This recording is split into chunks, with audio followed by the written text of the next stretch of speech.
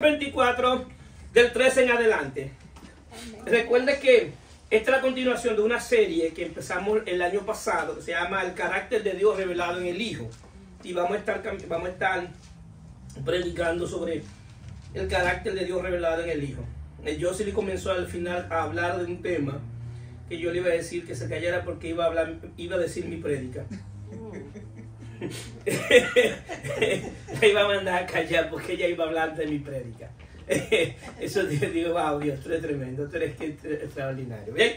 Dice así, Lucas 24 de 13 en adelante. He aquí, dos de ellos iban al mismo día a una aldea llamada Emaús, que estaba a 70 estadios de Jerusalén.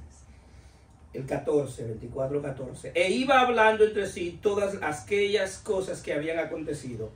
Sucedió que mientras hablaba y discutían entre sí, Jesús mismo se acercó caminando con ellos, mas los ojos de ellos estaban velados, para que no le conociesen, y les dijo: ¿Qué pláticas son estas que tenéis entre vosotros mientras camináis?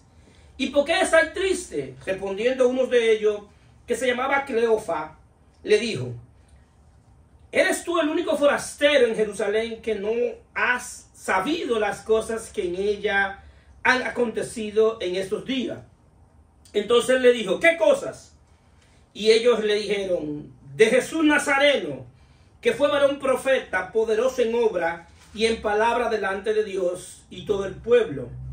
Y cómo le entregaron los principales sacerdotes y nuestro gobernante a sentencia de muerte y le crucificaron. Pero nosotros esperábamos que él era el que había de redimir a Israel. Y ahora, además de todo esto, hoy ya es tercer día que esto ha acontecido.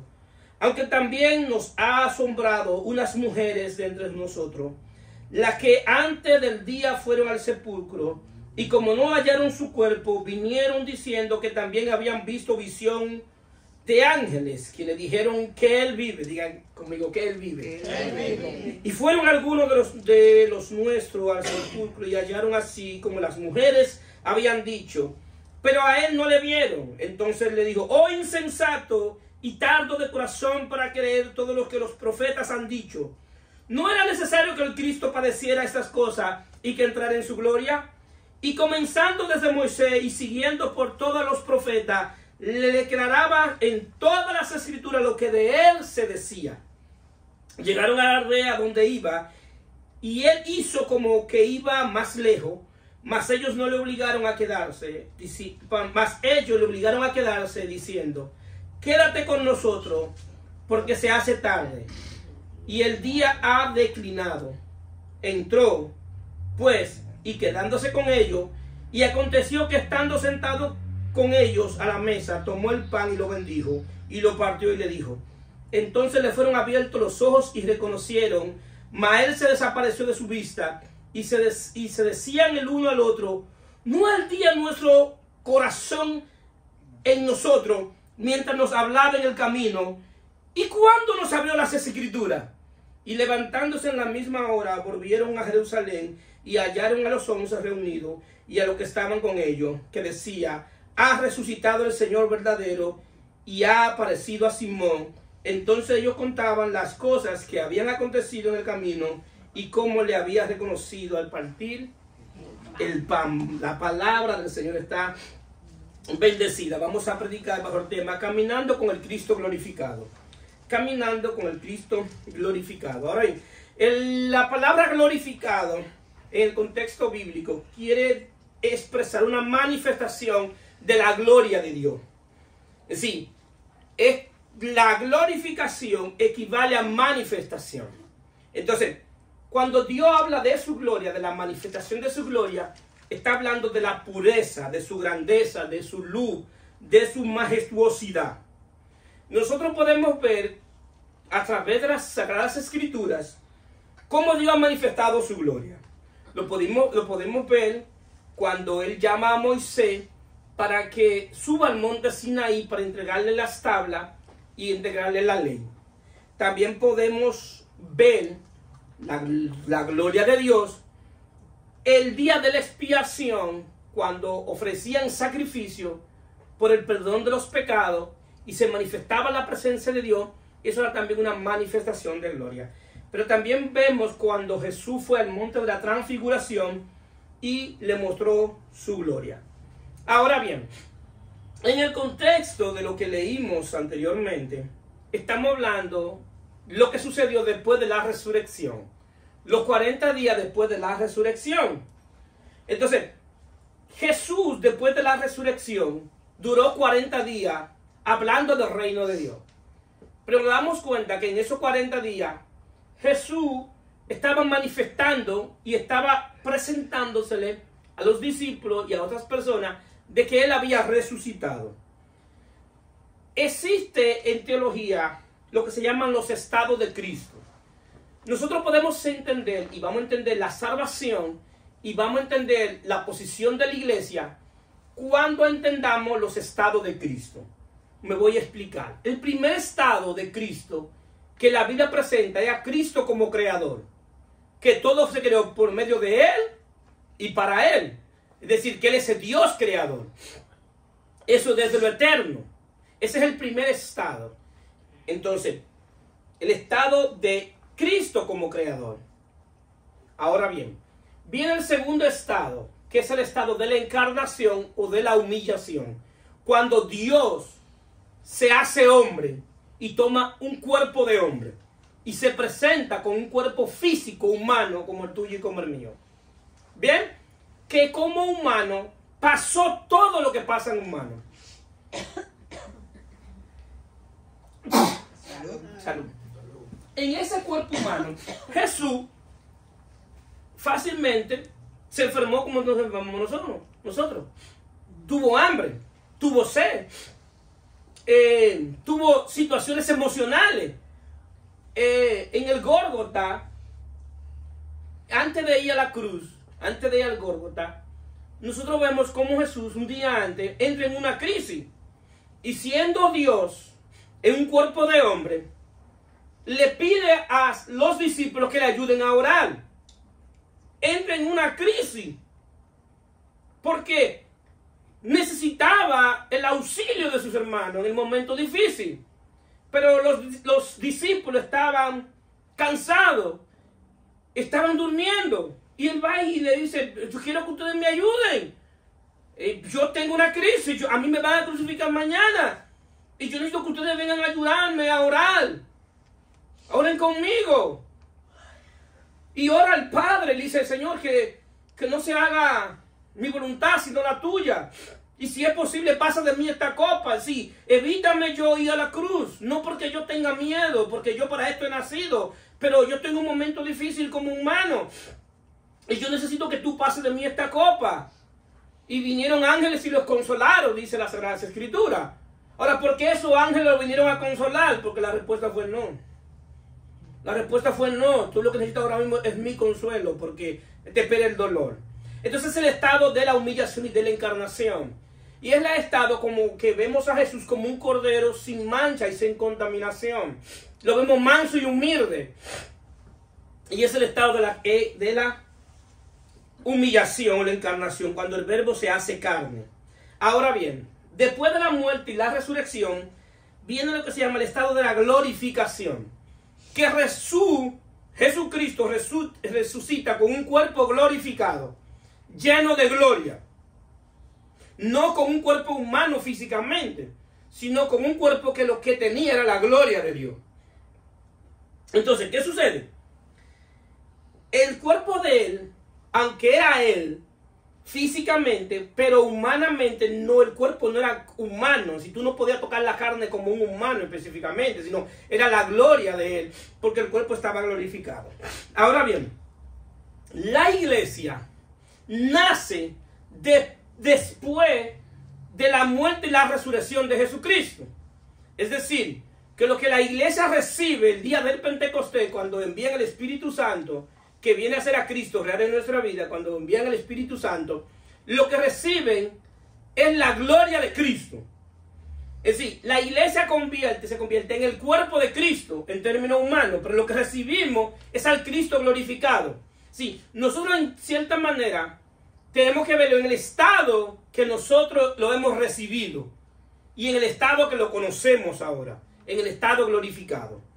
Por eso Pablo en 2 de Corintios 5:16 dice de esta manera: de manera que nosotros de aquí en adelante a nadie conocemos según la carne, y aún así, si a Cristo conociste según la carne, ya no lo conocemos así. ¿Sí? ¿Qué es lo que está diciendo Pablo a los demás apóstoles? Porque esto que Pablo está diciendo a los demás apóstoles cuando vino con Jesús, a los discípulos, dijo: miren, ustedes conocieron a Jesús. Ustedes conocieron a Jesús, el varón judío, en la encarnación. Ustedes lo conocieron de una manera física, de una manera humana. Él le habló y ustedes le escucharon. Ustedes vieron que él hizo milagros y ustedes estuvieron ahí. Es más, Juan lo pudo abrazar. Y Juan pudo recostarse sobre él y mostrarle su amor. Ahora hay un problema. Que ustedes, a ese Jesús que ustedes conocieron de manera física, ahora no lo pueden conocer de manera física. Ahora tienen que conocerlo de manera espiritual. Entonces, la iglesia se relaciona de manera espiritual con Jesucristo. Sí, ninguno de nosotros hemos visto a Jesús de manera física. Ahora bien, nosotros podemos verla de manera física cuando vemos a su iglesia. Todo aquel que el Espíritu de Dios está en él es parte o pertenece al cuerpo de Cristo. Es decir, que de cierta manera cuando la gente nos ve a nosotros como iglesia, visiblemente no está viendo al cuerpo de Cristo, pero invisiblemente está Cristo dentro de nosotros. No sé si me entienden. Entonces, la manera que nosotros vamos a dar a conocer a Cristo es a través de expresar lo que Él es. Ahora bien, como nosotros nos relacionamos con el Cristo glorificado, hay un problema que le puede pasar, nos puede pasar a nosotros, que es lo mismo que pasó con los caminantes de Maús, que ellos habían oído hablar de Jesús y escucharon todo lo que Jesús había hecho y hablaban maravilla de Jesús, pero ellos hablaban de Jesús, el humano, el encarnado, porque de quien ellos estaban hablando estaba junto con ellos y no le conocieron. Entonces, ¿qué pasa? Ellos conocían a un Jesús histórico, a un Jesús que habían hablado, de lo que los profetas habían dicho de él, pero no conocían verdaderamente al que estaba dentro. Juan dice que aunque nosotros vimos a Jesús de manera física, él estaba lleno de gracia y de verdad. Sí, es decir, que podíamos verlo como un hombre normal, pero Jesús no era un hombre normal, porque por dentro estaba lleno de la plenitud de quién es Dios. Es más, Pablo dice, hablando a los colosenses, que corporalmente en él habita la plenitud de la deidad. Es decir, que corporalmente él era Dios. Es decir, que si tú lo viste físicamente, tú lo viste como un hombre normal. Pero si tú lo hubiese visto interiormente, hubiese visto a Dios. Entonces, ¿qué sucede? De ahí en adelante, la iglesia nace hablando no de algo que Cristo iba a hacer, que Jesús iba a hacer, sino de lo que ya sucedió en él. Por eso la predicación no es de algo que va a pasar, sino de algo que ya pasó. No es de algo que tú vas a recibir, sino de algo que ya tú tienes, que ya tú recibiste. ¿Cuántos están aquí? Es decir, tú debes caminar con la certeza de que si tú has creído en Dios, de que si has creído en el sacrificio de Cristo en la cruz del Calvario, Cristo habita en ti por medio de su Espíritu. Amén. Tú debes estar convencido, sin importar lo que tú estás viviendo, que todo lo que Dios ha prometido en Cristo, en ti es una realidad. Así es. No es de algo que tú estás esperando, sino de algo que ya tú tienes. Entonces debes caminar de esa manera. Entonces, por eso nosotros vemos la predicación de Pedro. La primera predicación de Pedro, en Hechos de los Apóstoles, en el capítulo 2, Pedro hace un relato en la predicación. Y dice de Jesús. Y dicen que de Jesús se había profetizado, que Joel había profetizado de él, que de Jesús se había encarnado, que los judíos lo habían crucificado. Pero también habla de que él resucitó. También habla en esa predicación de las promesas que Dios le había dado a David, donde le decía a David que de la casa de Judá siempre iba a haber un rey eterno, hablando de Jesús, en el pacto davídico. Entonces, ¿qué sucede? Pero también él habla en esa predicación del Salmo 22, donde dice que su cuerpo no iba a ver corrupción, que sus huesos no iban a ser rotos. Es decir, que él está hablando desde el Antiguo Testamento de lo que se profetizaba de Jesús, pero también hablaba de lo que había pasado en la encarnación. Pero lo más grande de la predicación, y cuando culmina la predicación, esta es la palabra que él termina la predicación. Hace un relato, pero termina con esto la predicación. Hechos 22:36.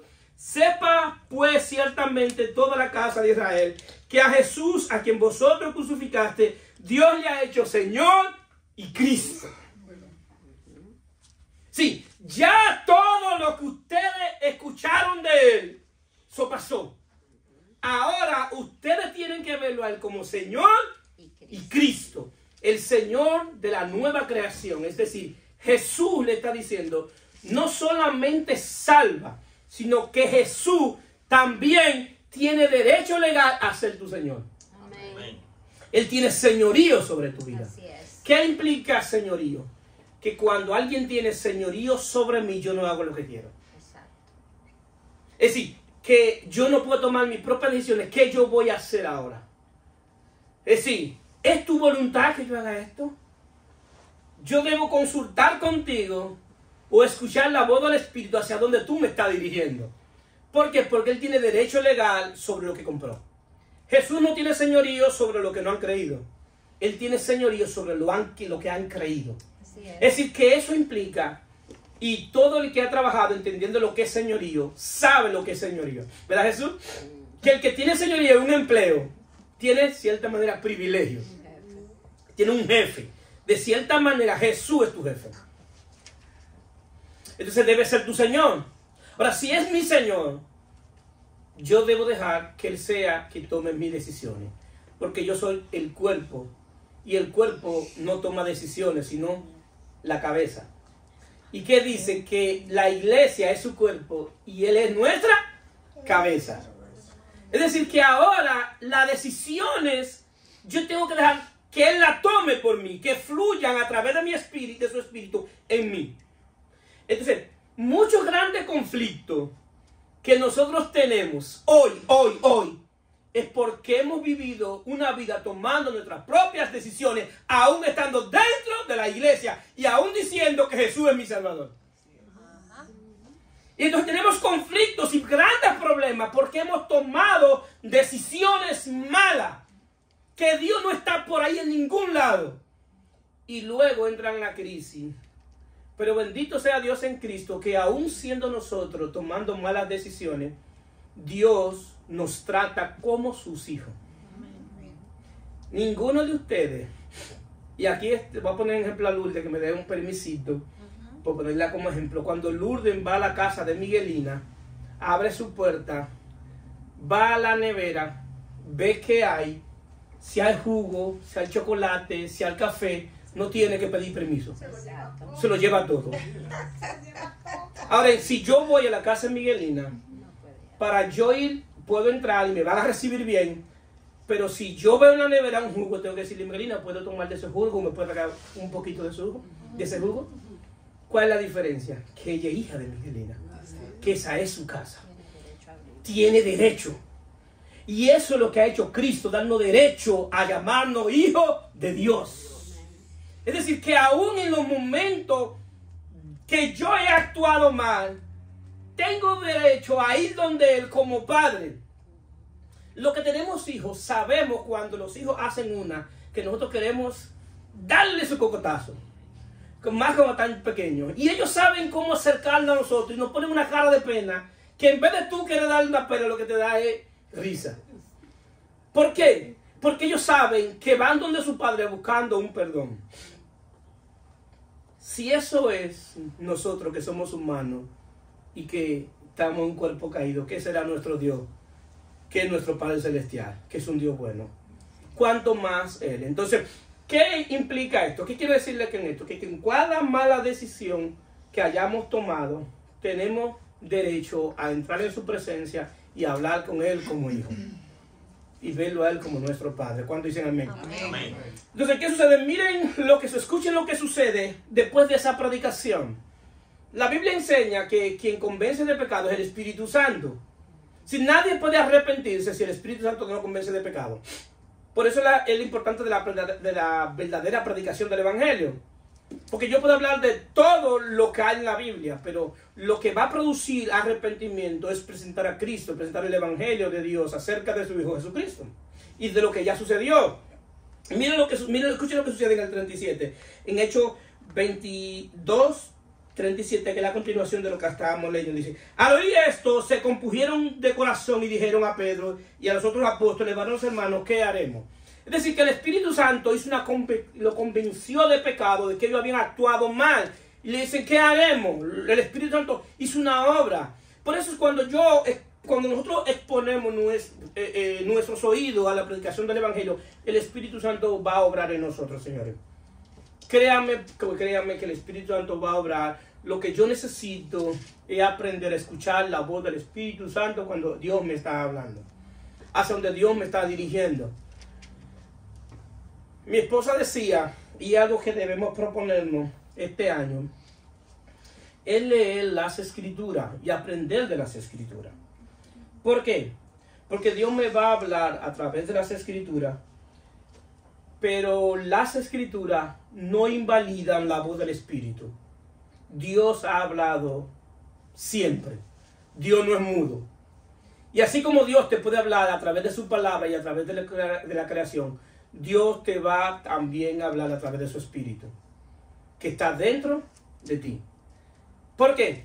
Porque el propósito de Dios siempre ha sido hablarle al hombre desde adentro. Siempre. La primera vez que Adán escuchó a Dios desde afuera, tuvo miedo. ¿Por qué? Porque él siempre lo escuchó desde adentro. Y ahora en Cristo Jesús nosotros tenemos la facultad y nos ha dado el poder de escuchar a Dios desde adentro por medio de su Espíritu y por medio de su palabra. Entonces, ¿qué sucede? Me llama la atención que los caminantes de Emaús estaban esperando a un Redentor. Ellos estaban esperando a Cristo. Estaban esperando a Jesús. Y hablaban de Jesús y no sabían que estaban caminando con su Redentor. Cuidado que nos pase lo mismo. Que hablamos de Jesús, hablamos que Él es nuestro Redentor y no vivamos como personas que hemos sido redimidos por Él. Que fuimos comprados por Él.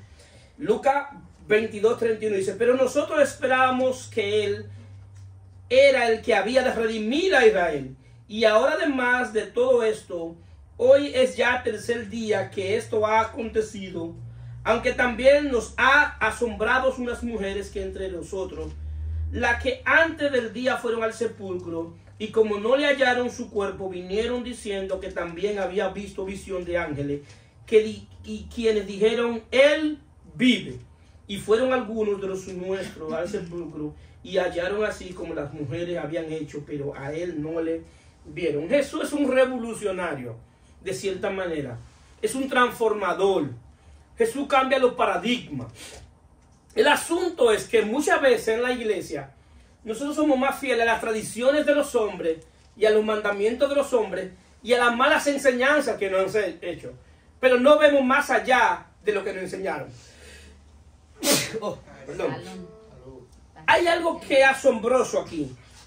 Que quienes son testigos de la resurrección son mujeres. Cuando las mujeres en la cultura de ellos, lo único que servía era para cargar agua y tener hijos. Era lo único. Al punto que las mujeres en la ley de Moisés no podían servir como testigos. Para ser testigos tenían que ser 2 hombres. Las mujeres aprendían, ¿dónde? En su casa y no en la sinagoga. Sin embargo, Jesús redime a la mujer. La redime de tal manera y le está diciendo que la mujer también puede ser testigo de Él. Amén. Que no solamente el hombre es testigo. Amén. La mujer puede ser testigo de Cristo. Amén. Puede ser testigo de Él, puede hablar de Él, puede testificar de la obra de Él. la está redimiendo, le está dando valor, está estableciendo el principio de la creación. Y el principio de la creación no son dos, es uno. Dijo, y lo creó Dios. Y creó Dios el primer hombre. Y varón y hembra lo creó. Es una sola creación con varón y hembra. Así es. Ese es el principio de la creación. Los dos es uno. Entonces redime a la mujer. Y vemos el valor de la mujer desde el principio, desde el origen. Entonces Dios, Jesús está redimiendo la mujer y dándole un valor a la mujer que tiene la mujer, no solamente en la sociedad, sino también en la iglesia. También en la iglesia tiene un valor. Entonces, ahora redimir. Estos hombres estos hombres de los que iban camino a Emaús estaban esperando quién, un redentor. Redimir es rescatar, sacar de la esclavitud, del cautiverio. Rescatar, liberar, libertad, comprar algo de nuevo que se había vendido. Es decir, que Jesús es quien nos libertó, es quien nos compró, es quien nos da libertad. Por eso Él tiene derecho legal sobre nosotros, porque Él fue que pagó con su sangre. Ahora bien, Jesús en la cruz pagó el precio por nuestros pecados, y Él pagó el precio. Ahora bien, por eso en Apocalipsis 5:9 dice, y cantando un nuevo cántico diciendo, digno eres de tomar el libro y de abrir su sello, porque tú fuiste inmolado y con tu sangre nos has redimido para Dios, de todo linaje, lengua, pueblo y nación. Es decir, Él no compró para Dios.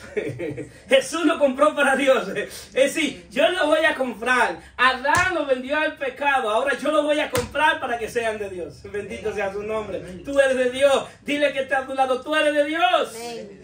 Dios es tu dueño. Es tu dueño. Él es tu dueño. Tú no te perteneces. Tú tienes dueño.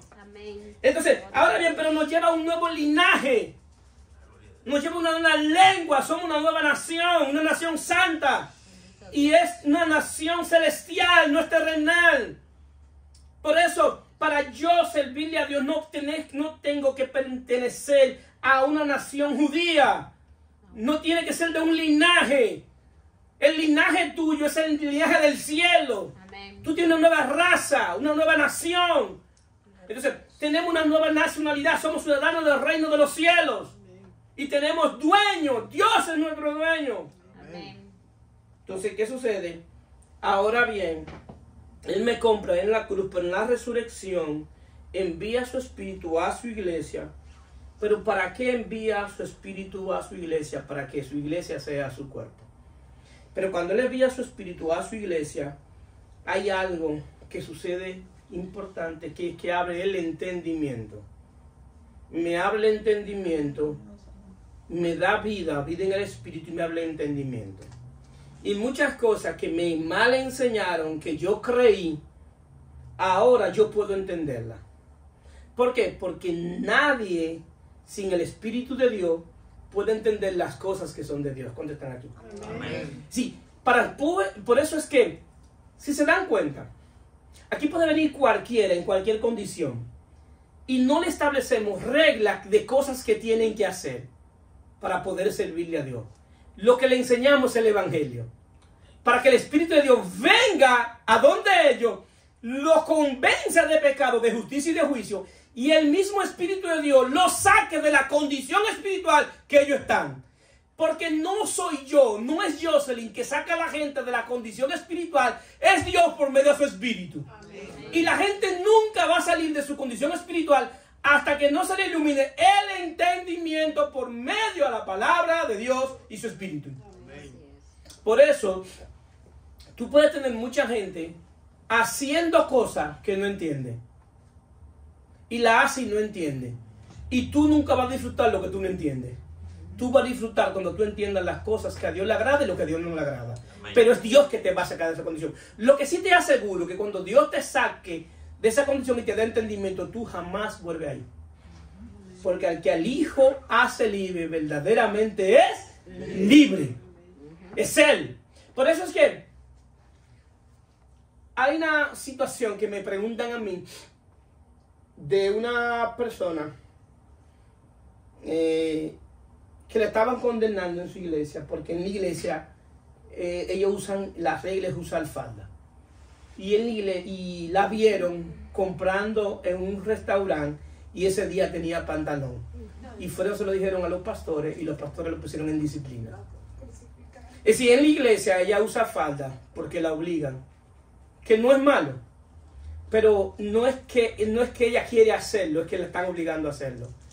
Le quiero someter una pregunta a consideración. ¿Ustedes creen que una persona en esa condición es libre en Cristo? No. No, eso es esclavitud. Eso es esclavitud, eso no es el evangelio, eso es esclavitud. El día que quiera usar falda libremente, gloria a Dios por eso, porque deseó hacerlo de su corazón, pero nunca va a sentir vergüenza andando con pantalón. ¿Ustedes se dan cuenta qué es lo que la gente está creyendo? Entonces, desde aquí, desde una iglesia, nosotros podemos hacer la gente más esclavo que lo que era en el mundo. Y venir a la iglesia y en vez de disfrutar del evangelio, lo que viene a la iglesia es a mal vivir y a mal pasar. Porque vive haciendo muchísimas cosas para ser aceptado por Dios, para agradar a Dios. Vive siendo obediente a Dios para recibir muchas bendiciones porque no han entendido el evangelio. A nosotros Dios nos aceptó no por algo que tú hiciste. Dios nos aceptó por lo que hizo Cristo en la cruz. Fuimos aceptados en el amado.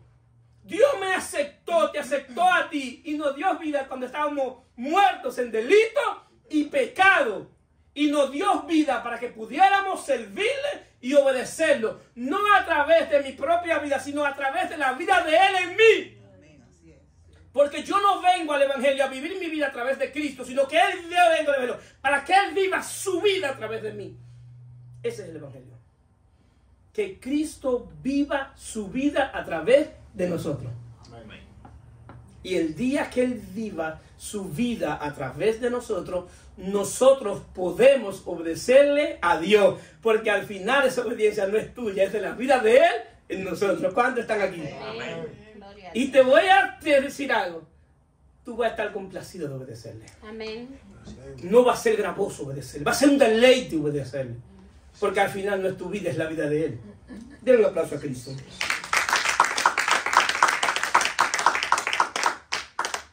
Entonces, como tenemos un evangelio muy diferente a lo que verdaderamente es el evangelio, y mucha gente conoce lo que se llama el evangelio del hombre y sus necesidades, donde la gente se acerca a Dios basado en sus necesidades y ve a Dios solamente y le sirve a Dios para que Dios supla tus necesidades.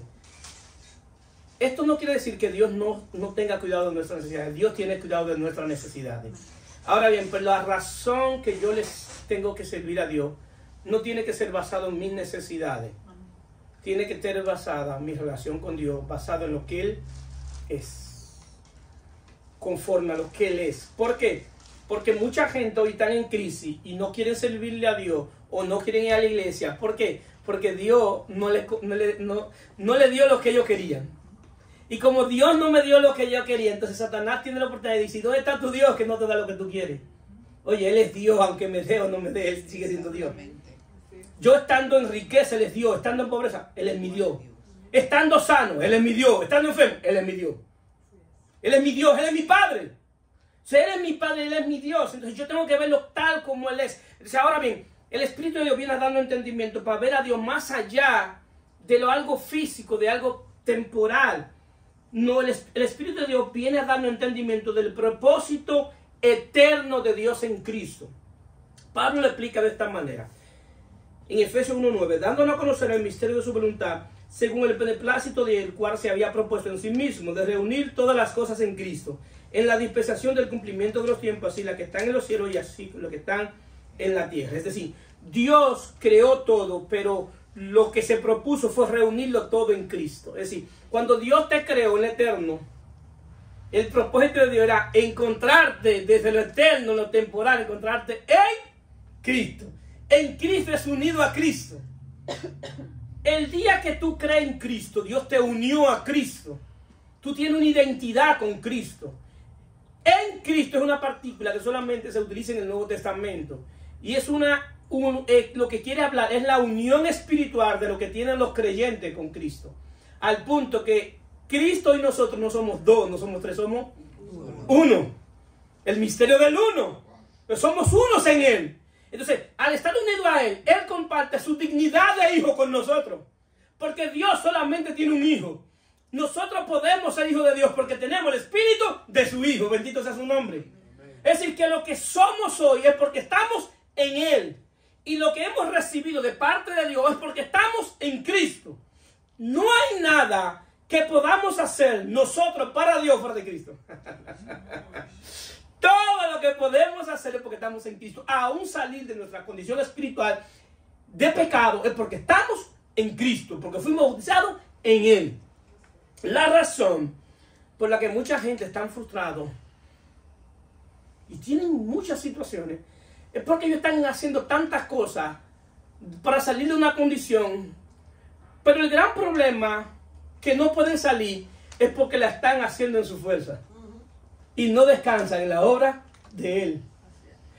Tú vas a salir de tu condición espiritual cuando tú descanses y reposes en la obra de Él. No es que lo que tú estás haciendo pues que esté mal. Fácilmente lo que tú estás haciendo es un intercambio. Yo voy a hacer esto para que Dios haga esto. Y el día que tú hagas esto para que Dios haga eso hay un problema. Que si Dios hace lo que tú quieres a través de tu obra y a través de su fuerza, tú te puedes gloriar que lo que sucedió fue por lo que tú hiciste. Y Dios no acepta que nadie se gloríe por lo que hace. Si yo me voy a gloriar en Él. Porque lo que yo soy es por Él. No ha sido mis oraciones, tantas oraciones, no ha sido tanto los ayunos, no ha sido tanto lo que yo he leído. Todo eso está bien, todo eso está bien. No me malinterpreten. El asunto, el problema es que cuando yo hago la obra para que Dios responda a mi obra, estoy poniendo la carreta delante de los bueyes. Porque yo puedo gloriarme de la que yo he hecho. Entonces, cuando yo comience a hacer lo que Dios ponga en mi espíritu, porque Él es que pone el querer por el hacer, por su buena voluntad en nosotros. Y yo respondo a lo que Él quiere. Por eso no tenemos que doblarle el brazo a la gente para que la gente haga las cosas. Lo que tenemos que enseñarle es el evangelio para que Cristo sea que le doble el brazo. Porque Él es que lo hace, por medio de su espíritu. Entonces, ¿qué sucede? El espíritu divino de entendimiento, dando que Dios quería reunir todo eso. Entonces, este misterio estaba escondido en tipo, sombra y figura. El Antiguo Testamento, Dios había escondido ese misterio de lo que Dios quería hacer en Cristo. Y por eso es que sucede esto, porque como estaba en misterio, cuando Jesús le dice, y entonces en el 25 Jesús le dice, entonces le dijo, oh insensato y tardo de corazón para creer, todo lo que los profetas han dicho, no era necesario que el Cristo predeciera estas cosas y que entrara en su gloria. Y comenzando desde Moisés y siguiendo por todos los profetas, declaraba en todas las escrituras lo que de él se decía. Jesús le dijo, el misterio que estaba escondido, Dios tenía un plan. Y era que ustedes conocieran a Dios en mí, a través de mí. Y Dios escondió todo en ese misterio. Todo lo que dijeron los profetas era apuntando a mí. Todas las escrituras era apuntando a mí. El cordero que ustedes vieron inmolando, ese cordero era yo. El mar que usted se vio abriendo, soy yo que abro las cosas. La nube que lo perseguía, esa nube era yo. Daba testimonio de mí porque la nube lo cubría. Es decir, que si tú crees en Cristo, Cristo es tu cobertura, Cristo te cubre. Amén. El maná, cuando el pueblo, Dios le mandó el maná soy yo soy el maná que bajó del cielo, yo soy el pan de vida. Ustedes comieron de un pan que perece, que comen hoy y mañana van a tener hambre, pero yo soy el maná que bajó del cielo y el que come de mí nunca más tendrá hambre. Sí, todo eso era tipo, sombra y figura de mí. Las escrituras, el tema central de las escrituras es el Hijo de Dios. Es el tema central de las escrituras. En la Biblia hay mucha buena doctrina que tenemos que aprenderla. Pero la Biblia no es un libro de doctrina. La Biblia habla del Hijo de Dios. Entonces, cuando yo aprenda a ver a Cristo a través de las Escrituras, es que voy a aprender lo que Dios quiere hacer en mí. ¿Por qué? Porque yo puedo saber mucho de Jesús, de valor encarnado, del que caminó, del que murió, que era Dios, y aún así no conocer nada de Dios. Entonces, ¿qué sucede? Estos hombres desen cuenta de algo, que ellos habían leído las Escrituras, pero no habían entendido de quién hablaba las Escrituras. Y por eso le dice, ustedes no leyeron que las Escrituras decía que el Cristo debía de padecer. Es decir, esto que está sucediendo no debe ser extraño. Porque si ustedes lo leyeron, ustedes deberían entender que lo que pasó, ya Isaías lo dijo. Todo lo que sucedió, ya Isaías lo dijo. Los profetas lo dijeron. Y ustedes están hablando de la Escritura. Ustedes saben de eso. ¿Y cómo no lo entendieron? ¿Por qué? Porque el entendimiento se le había velado. Se le había velado el entendimiento. Pero bendito sea Dios en Cristo, que Dios envía su Espíritu para rodar el velo. Y cuando Él rueda el velo, ahí podemos entender a Dios. Y no solamente entender a Dios, sino también escuchar a Dios. Lo que Dios me está diciendo hoy. La Biblia, las Sagradas Escrituras, nuevamente lo digo, no invalida la voz del Espíritu. Y Dios constantemente te está hablando y nos está hablando. Lo que pasa es que estamos tan afanados en estas cosas temporales y terrenales que no somos capaces ni entendemos la voz de Dios. ¿Cuántos están aquí? Amén. Y lo que más Dios quiere es hablarte. ¿Por qué? Para poder dirigirte. Porque Dios no te puede dirigir si no te habla. Dios te habla para dirigirte. Entonces, ¿qué sucede? Si quieres, Dios no es un Dios que ahora Dios dice, mi voluntad es que ustedes me conozcan. Esa es mi voluntad, ¿verdad? Gloríense en conocerme. Y esa es mi voluntad, que ustedes me conozcan. Ahora, yo quiero que tú me conozcas, pero ahora yo tomo en cuenta mi voluntad para que tú tengas que ir a buscar. No. Si Dios quiere que yo le conozca, Él tiene que hablarme. Para yo poder conocerle. Si Dios quiere dirigirme a través de su palabra, de su voz, yo tengo que ejercitar la voz del Espíritu para que Él me pueda dirigir. Sí, hoy en los controles, yo antes en los controles hacía las cosas rápido y bien y todo. ¿Por qué? Porque estaba ejercitando. Pero tengo un tiempo que no he estado trabajando en eso y no estoy tan ejercitado. Ahora, ¿por qué yo digo esto? Porque yo comparo, eso se compara a la voz del Espíritu. Hay cosas que cuando tú ejercites el Espíritu tuyo, Dios te va a hablar y al instante, ¡pah!, tú vas a saber que Dios está hablando. ¿Por qué? Porque ejercitaste los sentidos espirituales. Entonces eso es lo que Dios quiere, ejercitar nuestros sentidos espirituales para cuando Él nos hable, saber que Él nos está hablando. ¿Cuántos están aquí? Amén. Y eso se va ejercitando, Y es poco a poco. Dios empieza de menos a más. De menos a más. ¿Por qué? Porque Él quiere tener una relación con nosotros, de padre a hijo, donde Él me habla, para dirigirme, para disciplinarme, para mostrarme su voluntad, para que yo pueda cumplir con el propósito de Él. Porque entonces, ¿qué pasa?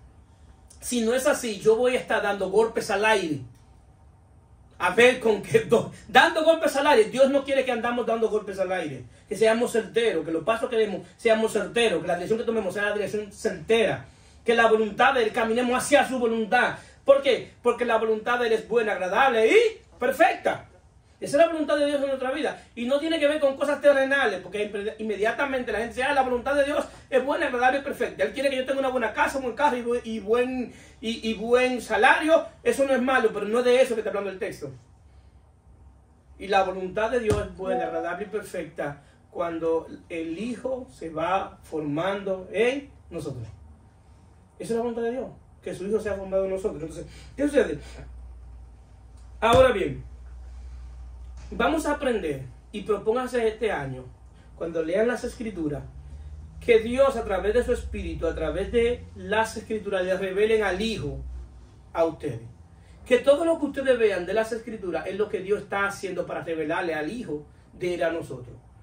Porque a la vez que el Hijo me sea revelado, el Hijo me es formado en mí. Pero no solamente el Hijo me es formado, sino que me es manifestado. Yo comienzo a manifestarlo. Miren, una de las características de la religión que se identifica es que la religión quiere que tú logres cosas para Dios, pero sin Cristo. Y ese es el problema, que tú no puedes lograr nada para Dios sin Cristo. Separado de mí nada podéis hacéis. Entonces, ¿qué sucede? Hay gente que pueden decir y venir hoy y me pueden traer un matrimonio aquí, alguien que se va a casar. Pastor, deme la fórmula y los 10 o los 15 pasos para que esto sea un matrimonio exitoso. Yo le dije, yo no le voy a dar 15 pasos, le voy a dar uno solo. ¿Cómo hacer uno solo? Pídenle a Dios que les revelen a Cristo. pídele a Dios que te revele a Cristo. ¿Por qué? Porque a la medida que Cristo me ha revelado, mi esposa cada día más, a través de mi relación con ella, va a comer más de Cristo en mí. Así que cada día más haya menos de mí y más de Cristo en mí. Porque la pregunta es, ¿cómo trataría Cristo si estuviera aquí y fuera el esposo de mi esposa? Un superhombre. Así es. Entonces, si en verdad yo he creído en Cristo, yo necesito que Cristo sea formado en mí. ¿Para qué? Para que ella disfrute el Cristo que me habita y viceversa. Yo necesito disfrutar no de Jocelyn, sino del Cristo que habita a Jocelyn. Porque el Cristo que habita a Jocelyn se va a someter, no porque yo le meta por presión, sino por voluntad. Ella va a hacer las cosas para la gloria de Dios y viceversa. Entonces, la clave no está en hagan esto, tengan una cuenta junta, hagan esto y esto, lo cual no es malo. Yo no tengo problema con eso. Ahora, cada relación tiene su propia demanda y su diferencia. Y la fórmula que le funciona aquí no necesariamente funciona allá.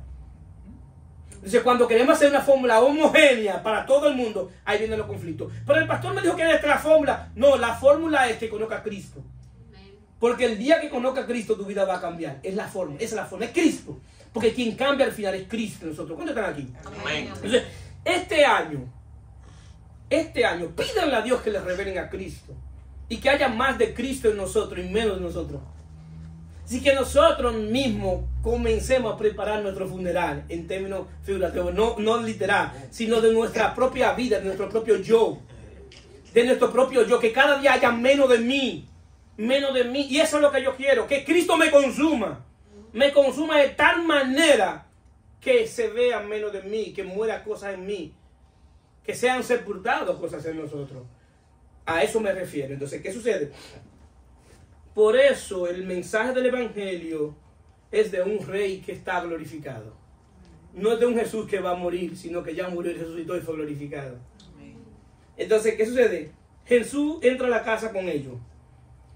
Jesús quiere tener, Dios quiere tener. Si nosotros nos damos cuenta, el lenguaje bíblico, hay un lenguaje bíblico y es donde la Biblia expresa que Dios quiere tener una casa donde habitar por medio de su espíritu.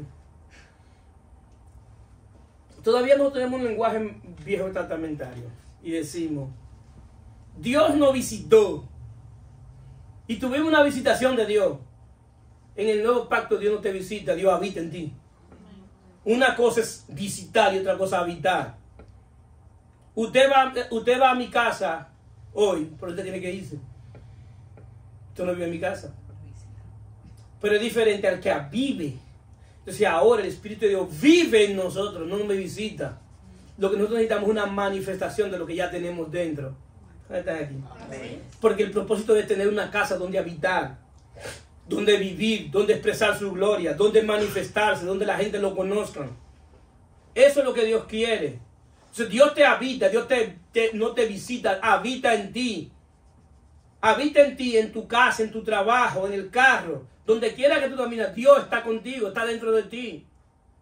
Entonces, eso fue lo que recibimos al Cristo glorificado. Entonces, ¿qué sucede? Dice en el 30, aconteció que estando sentado con ellos a la mesa, tomó el pan y lo bendijo, lo partió y le dijo. Entonces le fueron abiertos los ojos y le reconocieron, mas él se desapareció de su vista. Quien abre los ojos espirituales de la gente es Dios a través de su Hijo y a través de su Espíritu. Cristo nos va a abrir los ojos espirituales. Lo bueno es que, decía un post, de lo que hace el religioso. El religioso está pendiente de lo mal que está el otro y vive su vida viendo lo mal que está el otro. Cristo te hace ver lo mal que estamos nosotros. Me hace ver lo mal que estoy yo. Si me hace ver lo mal que estoy yo. ¿Para qué? Para poder transformarme. Entonces, ¿qué sucede? Me llama la atención algo importante de este evento, que él entra a la mesa y cena con ellos. Ahora, ¿qué cenó con ellos? Partió el pan y le dio vino, la cena del Señor, pan y vino. ¿Qué involucra eso? El nuevo pacto. Le está diciendo, ustedes entraron en una nueva relación conmigo. Ya ustedes no están relacionándose conmigo a través de la ley, sino a través de un nuevo pacto, que es la cena del Señor que hizo con los discípulos. También lo hizo con los caminantes de Maús. Si yo no entiendo la diferencia entre el nuevo pacto y el viejo pacto, voy a estar perdido. Porque es un nuevo tipo de relación que tenemos con Dios. Ya aquí es comunión. Que yo como su pan y bebo su sangre en términos figurativos. Y también entonces en el nuevo pacto viene una nueva creación, un nuevo hombre creado en Cristo Jesús. Ahora bien, ¿por qué esto es importante? Porque al nuevo hombre es que Dios le abre los ojos espirituales para que pueda ver las cosas espirituales y pueda ser transformado. Si el nuevo hombre creado en Cristo Jesús, a ese nuevo hombre es que le abre los ojos espirituales. 2 Corintios 3:17 dice, porque el Señor es el Espíritu y donde está el Espíritu del Señor, allí hay libertad. Por tanto, todos nosotros mirando a cara descubierta como el espejo, la gloria del Señor, somos transformados de gloria en gloria en la misma imagen como el Espíritu del Señor. Es decir, que ahora cuando Dios me habla el entendimiento, ¿es para qué? Para Él transformarme. Él me abre los ojos del entendimiento. Es para que vea más allá de los ojos físicos. Es para que vea con los ojos espirituales. Y con los ojos espirituales me vaya transformando a mí. Y te vaya transformando a ti de manera particular. Pero tiene que abrirse el entendimiento. Y una de las características del nuevo hombre creado en Cristo Jesús es que vive para Dios. Entonces, ¿qué sucede? El día que ustedes se topen con Cristo, yo creo en los estudios. Yo creo en los estudios bíblicos. Yo creo en la formación doctrinal. Yo creo 100% en eso. Y he tratado de formarme en eso. Pero un encuentro con Cristo de manera espiritual tiene más valor que 100 años de estudio bíblico. Y no malinterpreten. No malinterpreten que yo no creo en la enseñanza. Mi deleite es enseñar la palabra de Dios. Pero tú no puedes discipular ni enseñarle a un muerto. Tú puedes discipular y enseñarle a alguien que esté vivo en el espíritu, para que pueda recibir la cosa que resulta del espíritu. Y una de las cosas que yo he aprendido, que por más que yo trate de discipular y enseñarle a un muerto, él nunca va a aprender. Para él va a aprender, tiene que estar vivo. Entonces, ¿qué sucede? El día que la gente se encuentre con Cristo en términos espiritual, yo sí voy a poder enseñarle la palabra de la Sagrada Escritura. Van a poder ver a Cristo a través de la Sagrada Escritura. Porque hay gente que conocen Biblia. Hay gente en la cual yo no entro en un debate bíblico con ellos. ¿Por qué? Porque me ganan. Me ganan en cuanto a texto bíblico. Hay un grupo en Dominicana que saben texto bíblico que yo no me lo sé. O con el sentido de recitarlo, con punto y coma. Sí. Ahora bien, se saben todos los textos bíblicos. Pero el comportamiento y lo que ellos hacen me evidencia que ellos no conocen a Dios por ningún lado. Porque lo que conocen es la letra, pero no conocen de quién habla la letra. Hagan una diferencia. Aunque resulte que usted se ría. Y mucha gente se ríe porque el que se burla de lo que no entiende, se burla de su propia ignorancia. Una cosa son las Sagradas Escrituras y otra cosa es la palabra de Dios. Lo voy a repetir. Una cosa es las Sagradas Escrituras y otra cosa es la palabra de Dios. Las Sagradas Escrituras es la Biblia, es la letra. La palabra de Dios es lo que Dios está diciendo a través de esa letra. ¿Qué está aquí? Y esa letra es espíritu. Jesús dijo, mis palabras son espíritu y son vida. Cuando tú lees la palabra de Dios, las Sagradas Escrituras, a través del Espíritu, que es el Espíritu de Cristo, que es el Verbo, es que te da entendimiento de lo que tú estás leyendo. Es decir, que tú puedes leer 100 veces las Sagradas Escrituras y nunca haber entendido la palabra de Dios. Es cierto. Nunca haber entendido la palabra de Dios. ¿Qué es lo que Dios está diciendo a través de ese texto? Y le voy a poner un ejemplo para que pueda entender y para finalizar. Jesús dijo, si me ama, guarda mis mandamientos. Jesús, eso es lo que dice la Sagrada Escritura. Ahora, ¿qué es lo que dice la palabra de Dios? La palabra de Dios lo que está diciendo a través de la Sagrada Escritura, que el que ama obedece. Eso es lo que está diciendo. Ahora, ¿cómo yo puedo entenderlo? Porque el Espíritu me está revelando lo que dice la Sagrada Escritura. Y eso fue lo que le pasó a los del camino de Maús. Que habían leído las Sagradas Escrituras, pero no entendían la palabra de Dios. La palabra de Dios estaba caminando junto con ellos. pero ellos nunca lo entendían. Y así hay gente en la iglesia que sabe de las escrituras, pero no conocen la palabra de Dios. ¿Cuántos están aquí? Amén. Entonces, eso tenemos que hacer una diferencia y este año llegar a ese entendimiento. Entonces, para finalizar, y decía el uno al otro, no ardía nuestro corazón en nosotros mientras nos hablaba en el camino y cuando nos abrió las escrituras. Señores, cuando tú tienes un encuentro con Cristo, tu corazón va a arder por servirle. Va a haber un ardor por servirle. Pero no solamente, sino que Él te abre las escrituras para que tú entiendas lo que lee. Para que no te preguntes, ¿entiendes lo que lees? Tú vas a entender lo que tú estás leyendo porque el Espíritu de Dios te va a dar entendimiento de lo que tú te estás leyendo y de lo que Él te está hablando a través de las escrituras. Entonces, y le besaron a Jerusalén y hallaron los 11. Entonces, luego de eso, podemos ver que después que ellos tienen ese encuentro con Cristo, su vida le cambió. Porque ¿hacia dónde ellos se dirigieron? A Jerusalén, a donde estaban los demás discípulos. Buscaron los iguales a ellos. Buscaron los iguales a ellos. Porque cuando tú tienes un encuentro verdadero con Cristo, tú vas a buscar los iguales a ti. Hay gente que nunca va a escuchar nunca va a querer escuchar este mensaje del Evangelio. ¿Por qué? Porque ellos no están buscando a Cristo. Ellos no están buscando la gloria de Dios. Ellos están buscando su propia gloria. Ellos no están buscando el rostro de Dios, sino la mano de Dios. Y tienen a Dios como una billonera, que hay que meterle cuarto para que suene. O una consola. ¿Saben lo que es una billonera? Lo que nosotros los dominicanos. Es un aparatico que había que meterle dinero. Tú le metías una moneda. Bueno, Miguelina, que sabe quizás dejarme. Es bellonera porque Sí, un vellón. Es una moneda. Sí. Dicen vellón, Y ahí tú le metías eso y le ponías el disco que tú querías sonar. Entonces hay mucha gente que le ha metido un Dios que para que Él suene, para que Él obre en ti. Por eso te venden los milagros. Por eso te venden todo lo que Dios tiene que hacer. Te lo venden. Tú tienes que pagar por eso. Y te venden a Dios como una bellonera.